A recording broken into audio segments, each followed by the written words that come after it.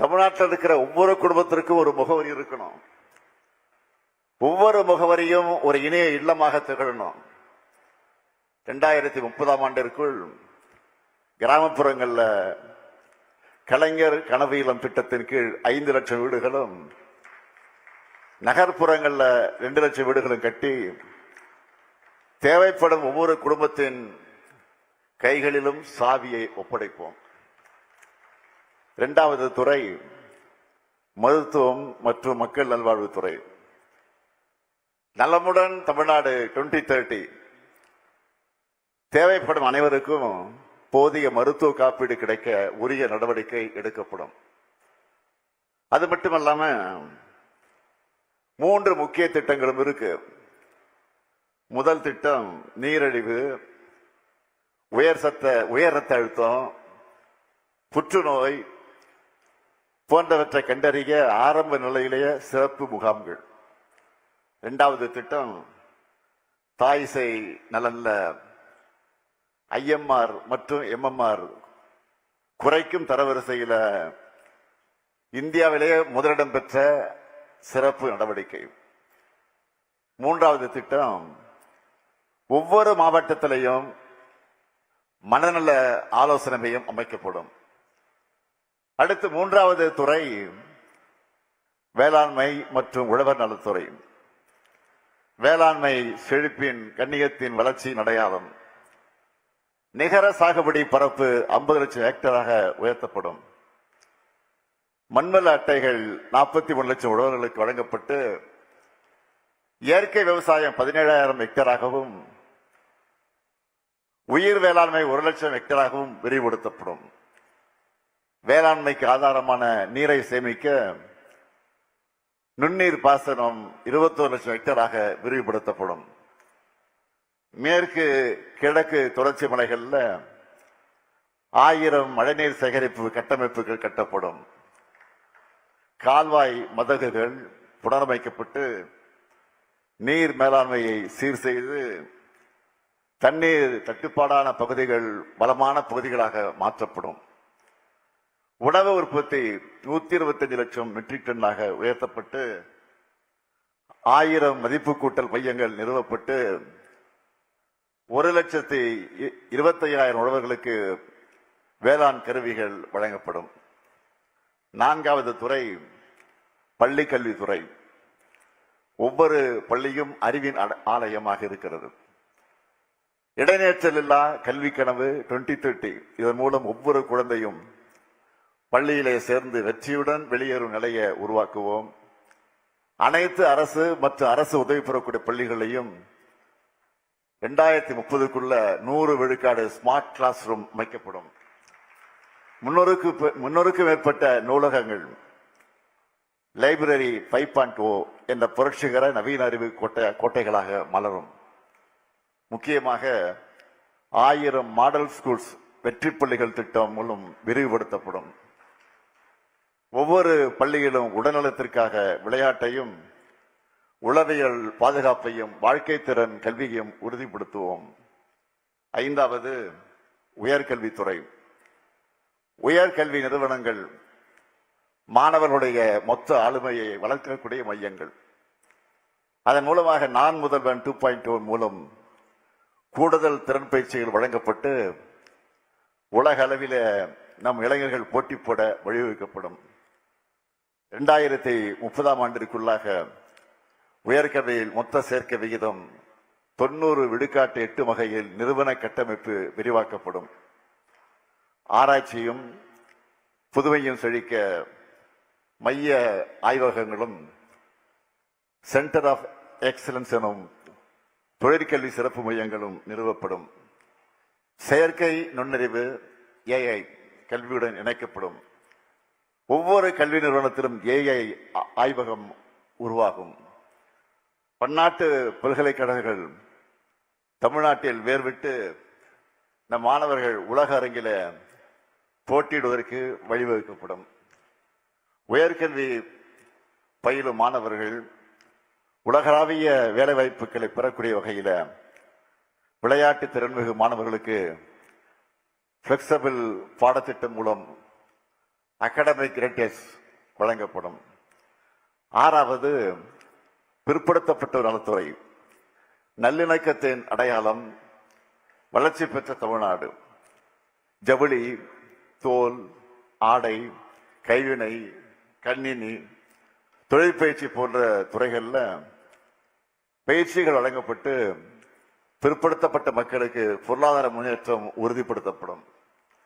மிகவும் பிற்படுத்தப்பட்டோர் மற்றும் சீர்வரவினர் மாணவர்களுக்கு கல்வியின் எல்லா நிலைகளிலும் சிறந்து விளங்க சிறப்பு திட்டங்கள் வகுக்கப்படும். சிறுபான்மையினர் அதிகமாக வசிக்கிற மாவட்டங்கள்ல திறன் மேம்பாட்டு மையங்கள் அமைக்கப்படும். அமைச்சர் மெய்யநாதன் கேட்டது போல தேவைப்படும் இடங்கள்ல சமூக நீதி கல்லூரி விடுதிகள் திறக்கப்படும். பிற்படுத்தப்பட்ட மக்களுக்கு வணிகம் தொடங்க நிறுவன கடன் வசதி அதிகரிக்கப்படும். சிறுபான்மை சமூகத்தினர் வணிகம் மற்றும் தொழில் தொடங்க கடன் பெறும் நடைமுறைகள் எளிமைப்படுத்தப்படும். 7வது ஆதிதிராவிட நலத்துறை. அடிப்படை உரிமை அசைக்க முடியா கண்ணியம். 2030ஆம் ஆண்டிற்குள்ள வீட்டு மனையற்ற ஒவ்வொரு ஆதிதிராவிடர் மற்றும் பழங்குடியினர் குடும்பத்திற்கு வீட்டு மனை பட்டா வழங்கிட படிப்படியாக நடவடிக்கை எடுக்கப்படும். ஆதிதிராவிட மற்றும் பழங்குடி மாணவர்களுடைய பள்ளி இடைநிறுத்தம் இல்லாத நிலையை அடைய நடவடிக்கைகள் எடுக்கப்படும். உண்டி உறைவிட பள்ளிகள் விரிவாக்கப்படும். 12ஆம் வகுப்புக்கு பின் உயர்கல்வி நுழைவு, தொழிற்கல்வி இணைப்பு, தொடர்ச்சியான கண்காணிப்பு என முதல் தலைமுறை மாணவர்களுக்கு அரசு துணை நிற்கும். பெரும் வரவேற்பை பெற்றிருக்கக்கூடிய அண்ணல் அம்பேத்கர் அயலக உயர்கல்வி திட்டம் விரிவுபடுத்தப்படும். ஆதிதிராவிட மற்ற பழங்குடியின பெண்களுக்கான தொழில் வாய்ப்புகளை பெருக்குவதற்கான திட்டங்களும் விரிவுபடுத்தப்படும். 8வதாக ஊரக வளர்ச்சித்துறை. கிராமங்களை பொருளாதார வளர்ச்சி மையங்களாக மாற்றுவோம். இந்தியாவின் முன்னேற்றத்திற்கு கிராம நகர இடைவெளியை குறைப்பது மிகவும் அவசியம் என்று முன்னாள் குடியரசுத் தலைவர் மதிப்பிற்குரிய அப்துல் கலாம் அவர்கள் சொன்னார்கள். அவர் முன்வைத்த கிராமப்புறங்களில் நகர்ப்புற வசதிகளை வழங்குதல் என்ற கருத்தாக்கத்தின் அடிப்படையில் கிராமங்கள் வளர்த்தெடுக்கப்படும். ஊராட்சிகளில் வருவாய் ஈட்டக்கூடிய உற்பத்தி திறன் கொண்ட நிலையான சொத்துக்களை உருவாக்குவதை முன்னுரிமையாக கொண்டு கிராம சந்தைகள், விளையாட்டு மற்றும் நல்வாழ்வு உட்கட்டமைப்புகள், கிராமப்புற நீர்நிலைகளை செம்மைப்படுத்தி காத்தல், கிராமங்களை பசுமையாக ஆக்குதல், வேளாண் சாராத கிராமப்புற வேலைவாய்ப்பினை வழங்குதல், குறைந்த அரசு செலவில் அதிக பயன்பெறுதல் மற்றும் நிலையான வளர்ச்சி நோக்கத்தை அடைய ஒரு உன்னதமான திட்டம் உருவாக்கப்படும். அதற்கு உத்தமர் காந்தி மாதிரி கிராமங்கள் திட்டம் என பெயரிடப்படும். காந்தியடியுடைய பெயர்கள் நீக்கப்பட்டு வரக்கூடிய இந்த காலகட்டத்தில் அவருடைய பெயரை நம்மோட மாதிரி கிராமங்கள் திட்டத்துக்கு சூட்டுகிறோம். இதோட முதற்கட்டமா 10 ஊராட்சிகளில் இந்த திட்டம் இப்போதே செயல்படுத்தப்படும். 9வதாக தொழில்துறை. தமிழ்நாடு இந்தியாவினுடைய பொருளாதார வல்லரசாக இருக்கிறது. அதற்கு எங்க இலக்கு 18 லட்சம் கோடி ரூபாய் முதலீடு, 50 லட்சம் இளைஞர்களுக்கு வேலை வாய்ப்புகள். தமிழ்நாட்டின் ஏற்றுமதி $120 பில்லியன் உயர்ந்து உலக வணிக வரைபடத்தில் தமிழ்நாடு இடம் பிடிக்கும்.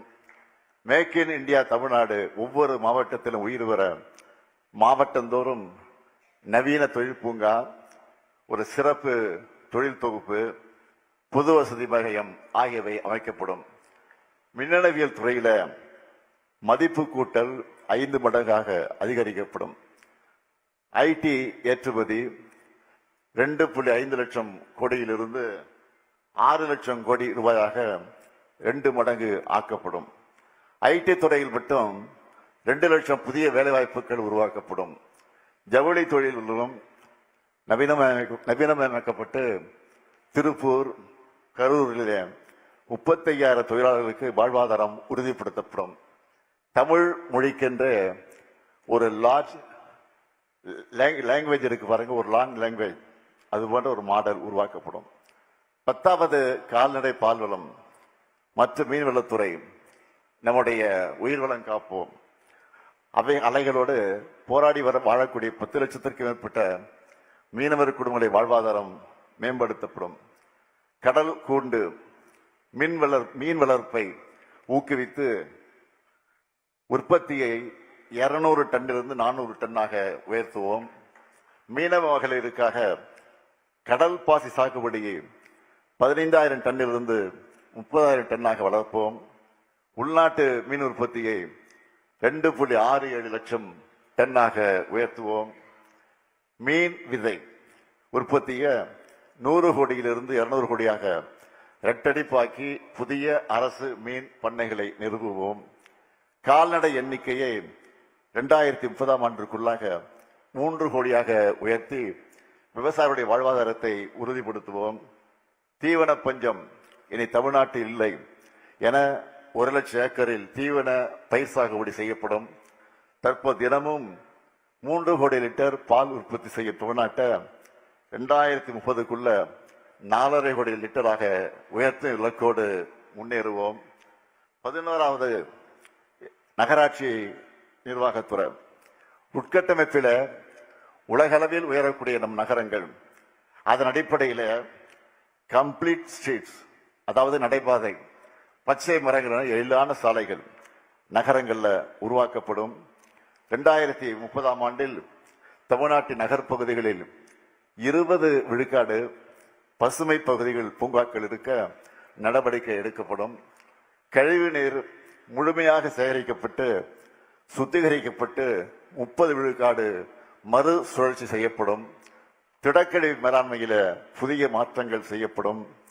2030ஆம் ஆண்டில் நகராட்சி மற்றும் மாநகராட்சிகளில் முழுமையான மழைநீர் வடிகால் அமைப்புக்கு ஏற்படுத்தப்பட்டு நகர்ப்புற நிலங்களில் குறைந்தது 3 விழுக்காடு ஸ்பாஞ்ச் சிட்டி உட்கட்டமைப்பாக மாற்றப்படும். சென்னை மற்ற அனைத்து மாநகராட்சிகளிலும் நவீன கலாச்சார மையங்கள் அமைக்கப்படும். 12வதாக MSME துறை. 40,50,000 பதிவு பெற்ற MSME நிறுவனங்களுடன் நம் நாட்டில் 3வது இடம் வகிக்கக்கூடிய தமிழ்நாடு வரும் 2030ஆம் ஆண்டில் முதலிடத்தை பிடிக்க நடவடிக்கைகள் எடுக்கப்படும். 2030ஆம் ஆண்டில் இந்த துறை சார்பாக 5 சிறப்பு தொழில் குழுமங்கள் அமைக்கப்படும். குறிப்பா உணவு பதப்படுத்துதல், தேங்காய் நார் உற்பத்தி பொருட்கள் போன்ற வேளாண்மை சார்ந்த தொழில்களுக்கு முன்னுரிமை அளிக்கப்படும். வெளிநாட்டு வர்த்தக கண்காட்சிகளில் நம் MSME நிறுவனங்கள் பங்கேற்பதற்கு வழிவகைகள் செய்யப்படும். ஆண்டுதோறும் MSME நிறுவனங்களின் ஒரு மாபெரும் பன்னாட்டு தொழில் கண்காட்சி நடத்தப்படும். 13வதாக நெடுஞ்சாலைத்துறை. நவீன சாலை தொழில்நுட்பம், AI கண்காணிப்பு, இன்டெலிஜென்ட் டிரான்ஸ்போர்ட் அந்த சிஸ்டம் ஆகியவற்றால் நம் பாலங்கள், சாலைகளின் ஆயுட்காலம் நீட்டிக்கப்படும், விபத்துக்கள் குறைக்கப்படும். கோவில் நகரங்களுக்கும் கடலோர சுற்றுலா தலங்களுக்கும் செல்லக்கூடிய சாலைகள் மேம்படுத்தப்பட்டு உலக சுற்றுலா பயணிகளை வரவேற்கும் தரத்தில் அமைக்கப்படும். 14வது கைத்தறி மற்றும் ஜவுளித்துறை. நெசவாளர்களின் வாழ்வாதாரத்தை மேம்படுத்த அவர்களுக்கு புதிய தொழில்நுட்பங்களை அறிமுகப்படுத்தி உற்பத்தியை பன்மடங்காக்கி அவற்றை ஏற்றுமதி செய்வதற்கான அனைத்து வாய்ப்புகளும் ஏற்படுத்தி தரப்படும்.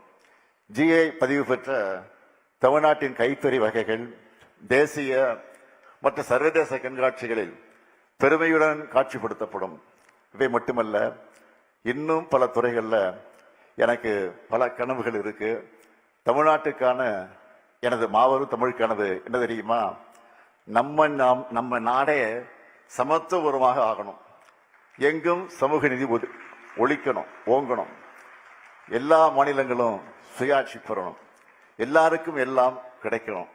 இப்ப நான் சொன்னதெல்லாம் தனிப்பட்ட ஸ்டாலினின் ஸ்டேட்மெண்ட் மட்டும் கிடையாது. இது உங்க கனவு, தமிழ்நாட்டு மக்களின் கனவு. தந்தை பெரியாரும் பேரறிஞர் அண்ணாவும் முத்தமிழ் அறிஞர் கலைஞரும் கண்ட கனவு. இது அனைத்தும் செயல்வடிவம் பெற மாவட்ட வாரியா தனித்தனி செயல் திட்டங்கள் வகுக்கப்படும். இது இந்த முத்துவேல் கருணாநிதி ஸ்டாலின் கொடுக்கிற உறுதிமொழி. இதையெல்லாம் நனவாக்கி 2030ஆம் ஆண்டில் தமிழ்நாடு $1 டிரில்லியன் பொருளாதாரமாக உயர்த்துவோம். எனவே நாங்க தான் மீண்டும் வருவோம், நாங்க தான் மீண்டும் வெல்வோம், மீண்டும் மீண்டும் வெல்வோம். தமிழ்நாட்டின் இந்த வளர்ச்சி பயணத்தில் ஒருவரையும் பின்தங்க விடமாட்டோம். வெல்வோம் ஒன்றாக. நன்றி, வணக்கம்.